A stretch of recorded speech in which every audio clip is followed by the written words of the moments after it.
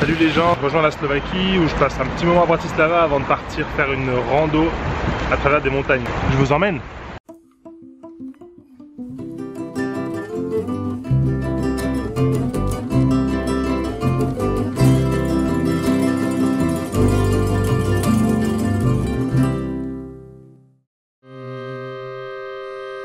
Tekerelo puraram,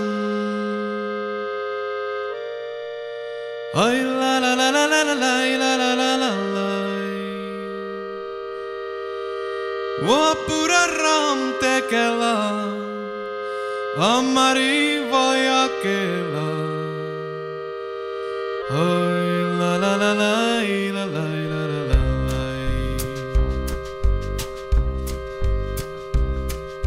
L'avantage de Bratislava, c'est que c'est une ville qui est assez petite, donc elle se visite facilement en 1 ou 2 jours. Il y a de la bonne nourriture, la bière coûte 2 € la pinte.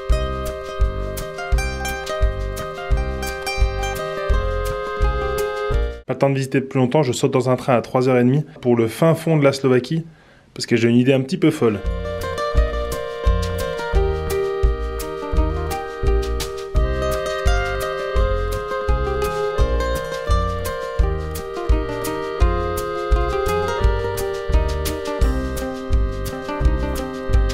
Oh, trop marrante cette pub. Ils ont vraiment le sens de la vanne à les Slovaques. Le but c'était de rejoindre Poprad, qui est une petite ville qui est juste en bas des Tatras. Mais les Tatras, Fred, c'est une chaîne de montagnes. Bien vu, Jamy. Et oui, les Tatras, c'est les montagnes les plus hautes de la chaîne des Carpates. Mon objectif, c'est de marcher de la Slovaquie à la Pologne en traversant les montagnes qui sont juste là derrière. On est mercredi soir, il est 21 h, donc je vais pas tarder à aller me coucher. Mais là, je suis en train d'analyser la carte pour voir quels sont les chemins que je peux emprunter sans risque et comment je peux passer de la Slovaquie à la Pologne par les montagnes. Je vais partir d'ici, je vais monter jusqu'ici, ensuite j'aurai toute cette marche qui m'emmènera jusqu'à ce lac où à mon avis je dormirai dans les environs ici. Le lendemain, il faut que je monte par ce chemin qui va jusqu'à ici. Le Rizi, c'est la montagne culminante de la Pologne. Donc je passerai par le sommet, ensuite je redescends, je contourne les lacs, hop, et ensuite je continue ma route au bord des lacs jusqu'à redescendre dans la vallée côté Pologne.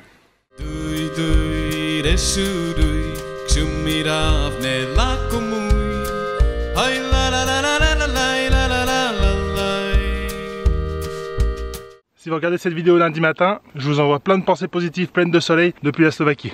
Franchement, c'est pas dégueu. Et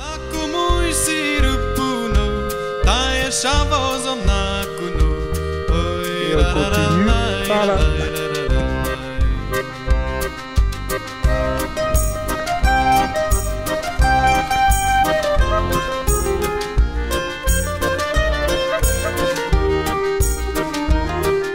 Hier, j'ai dormi à Poprad juste ici. Donc ça commence à faire une bonne trotte.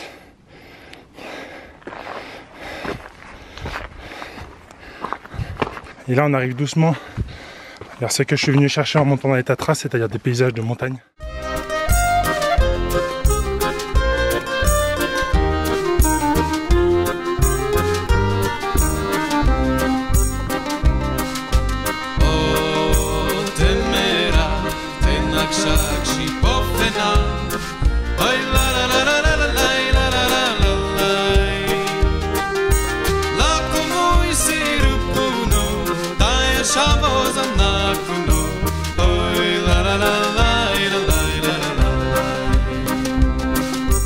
Ça n'a pas l'air trop dur pour lui la montée, hein. Tranquille, hein. Alors que pour moi, petite pause à côté d'un petit lac de montagne, là-bas il y a une méga cascade aussi. Franchement c'est canon, hein. J'espère que votre journée est aussi bonne que la mienne, hein.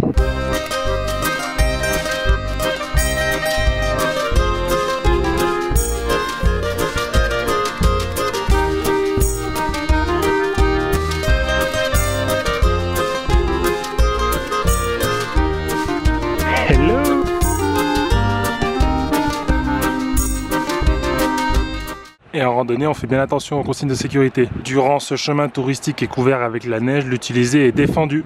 Très important.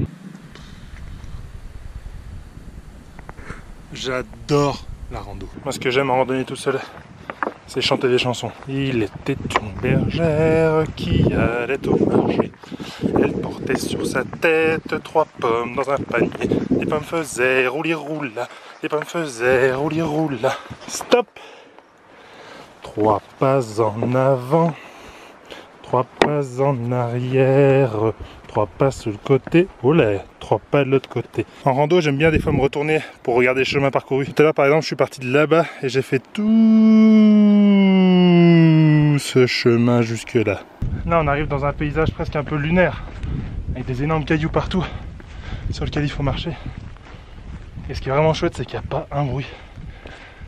Je croise pas beaucoup de randonneurs, il y a juste les montagnes, les cailloux et moi. Et maintenant, le feuilleton du chapeau perdu. Ah, c'est la merde.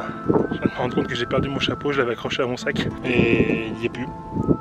Du coup, il faut que je fasse demi-tour pour aller le rechercher. C'est chier. Bon, du coup, demi-tour dans l'autre sens. Et en plus, en regardant les vidéos que j'ai fait un peu avant, j'ai vu que ça fait hyper longtemps que je l'ai perdu. Donc, je suis un peu deg. Déjà que j'ai chaud, je transpire. C'est un peu loin. Pour voir les choses du bon côté, au moins j'ai la chance de revoir ce magnifique endroit. C'est plutôt cool. Ah, j'espère que quelqu'un l'ait pris et les ramené à l'auberge qui était au bord du lac. Malheureusement non, mais bon, au moins j'ai posé mon sac à l'auberge, il me le garde et du coup je fais tout le chemin inverse, presque en courant parce que du coup c'est hyper léger et j'espère pouvoir le retrouver. Bon, j'ai acheté à faire et je commence à faire mon deuil, tant pis. J'ai quasiment refait tout le chemin que j'ai fait. J'ai demandé à au moins 30 personnes en Slovaque grâce à Google Traduction s'ils n'avaient pas vu un chapeau de cow-boy marron. Donc à mon avis quelqu'un a dû le récupérer ou partir avec. Tant pis, on pourra dire que c'est le chapeau qui m'a permis de partir autour du monde et puis arrivé à Cracovie je m'en rachèterai un autre. Pas grave hein. C'est là que je me suis rendu compte que j'avais perdu mon chapeau. Regardez tout ce qu'il faut que je remarche. Méga rebondissement dans l'affaire du chapeau perdu. En fait, je viens de recroiser des gens. Je leur ai demandé s'ils n'avaient pas vu le chapeau. Et en fait, ils font le chemin dans l'autre sens. Et il s'avère que à l'auberge, donc là où je viens, à côté du lac, tout à l'heure, quand ils y sont passés, il y a quelqu'un qui leur a dit qu'ils avaient trouvé un chapeau marron qui cherchait le propriétaire. C'est con. Je viens de redescendre 1h30 pour rien. Il faut que je monte. Mais apparemment le chapeau a été retrouvé. The chapeau has been retrouved. C'est quand même bien plus facile sans sac de 20 kg sur le dos. Hein. Je saute comme un cabri. Bon certes un cabri de 2 mètres mais un cabri quand même. Bon, méga fausse joie. Fin de l'aventure du chapeau. Puisqu'arrivé au chalet en fait personne ne l'a. Donc j'ai demandé à absolument tout le monde. Mais bon apparemment je pense que la personne qui l'a récupéré a dû repartir avec.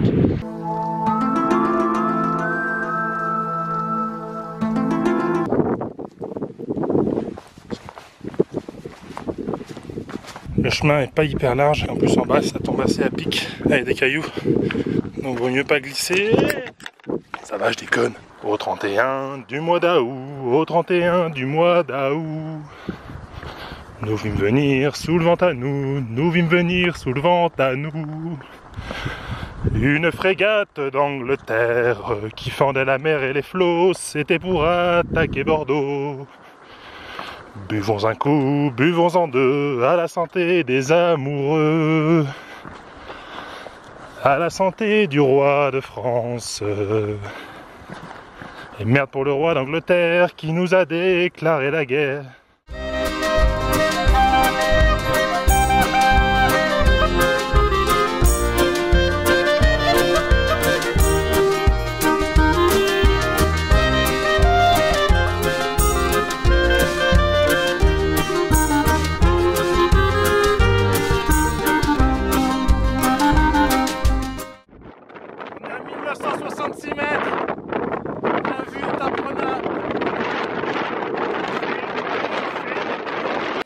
Savora vedrom te querelo puraram.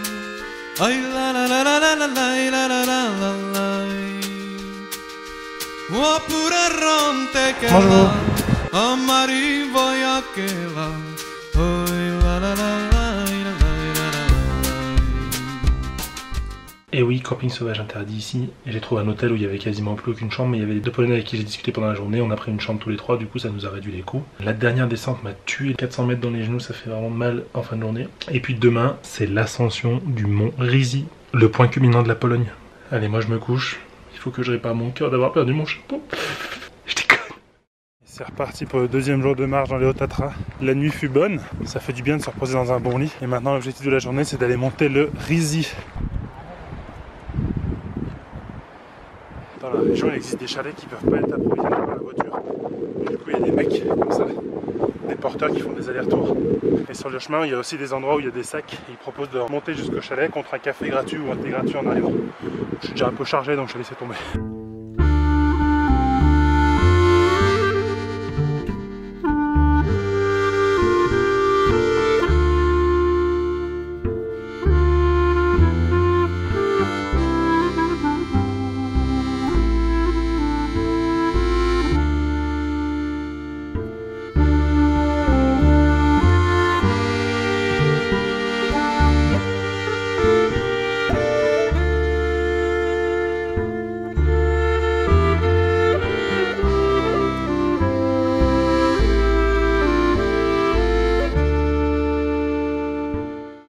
Il fait froid, il y a beaucoup de vent, mais c'est magnifique. Incroyable. On arrive à un nouveau lac d'altitude.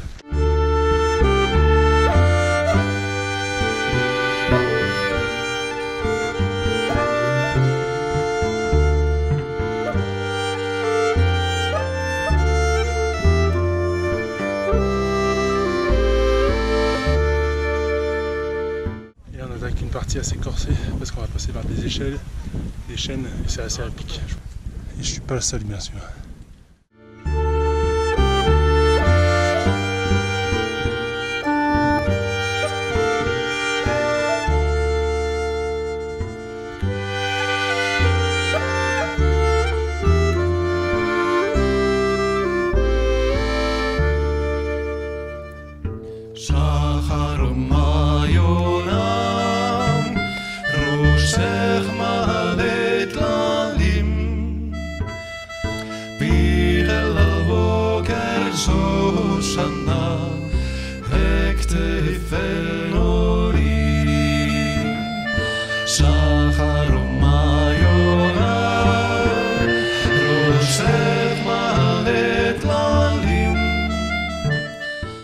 On est à 2250 mètres d'altitude, j'ai fait à peu près 750 mètres de dénivelé en 2h20. Maintenant on va s'apprêter à monter le Rizi, donc c'est encore 300 mètres de dénivelé, il faut à peu près 1 heure et après on sera sur le sommet de la Pologne. Il fait chaud mais c'est beau.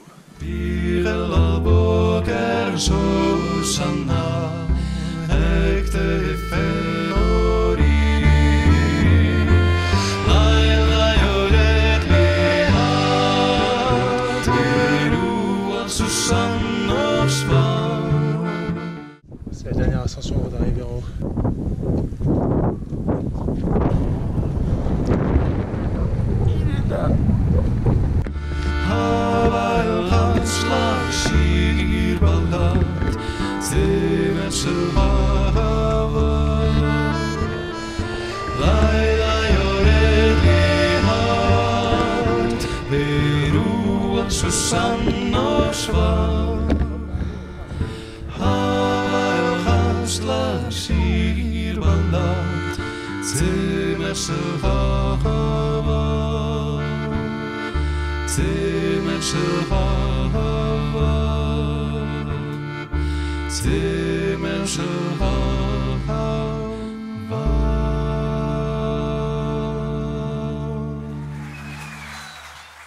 Ça y est, on le fait, on est sur le toit du monde, enfin surtout sur le toit de la Pologne.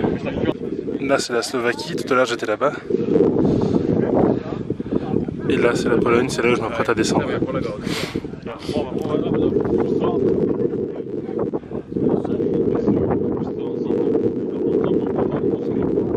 La descente vers la Pologne est vraiment hard, c'est méga pentu. Il faut descendre en se tenant à des chaînes. Et évidemment ça fait plus penser à de l'escalade ou de la via ferrata que juste de la rando. Regardez ça.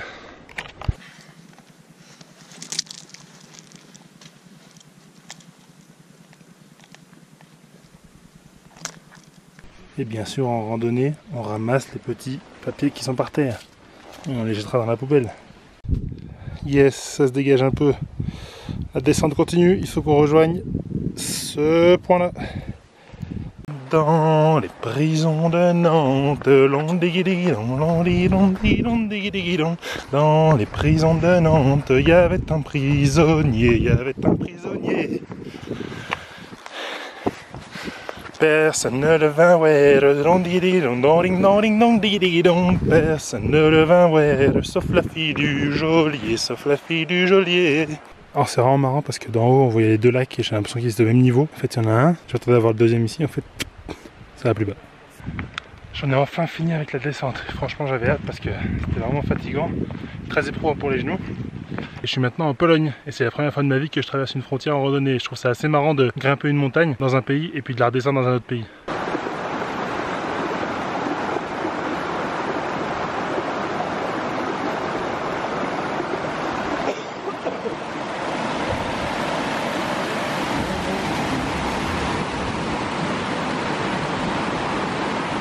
En fait c'est un peu le principe des vases communicants mais avec des lacs. C'est les lacs communicants, quand celui d'en haut il est trop rempli, ça se vide dans celui d'en bas. Un jour que j'étais tout seul, je n'avais personne avec moi. je mangeais du pain, des pommes, je n'avais pas de graisse aux doigts. Bon, en fait, j'ai raccourci mon trip dans les montagnes parce que demain il pleut et l'endroit où je voulais passer, c'est-à-dire des crêtes de montagnes avec des chênes et tout. Avec la pluie, ça peut être un peu dangereux, donc du coup, la seule route qui m'emmenait à la ville suivante, c'était une route hyper chiante. Donc je me suis dit, plutôt que de faire ça demain sous la pluie, autant tracer direct. Et là, j'ai trouvé 2 couples de jeunes Polonais qui m'ont pris en voiture jusqu'à la ville. Très sympa. Arrivé à la première épicerie, les 2 mecs sortent de la voiture et ils reviennent avec une petite bouteille de vodka. Une pour moi, une pour eux. Mais il y en a quand même un qui l'a tué d'un coup au cul sec. Et puis moi, je l'ai bu quand même tranquille parce que j'avais la journée dans les pattes. So, okay. na zdrowie. Okay, na zdrowie. And thank you guys. Et c'est la fin du coup de cette vidéo. Moi je vais aller prendre soin de ces petits coups de soleil que vous voyez là.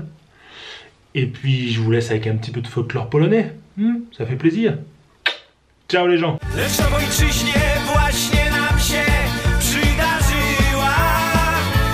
Miłość w Zakopanem, polewamy się szampanem. Rycerzem jestem ja, a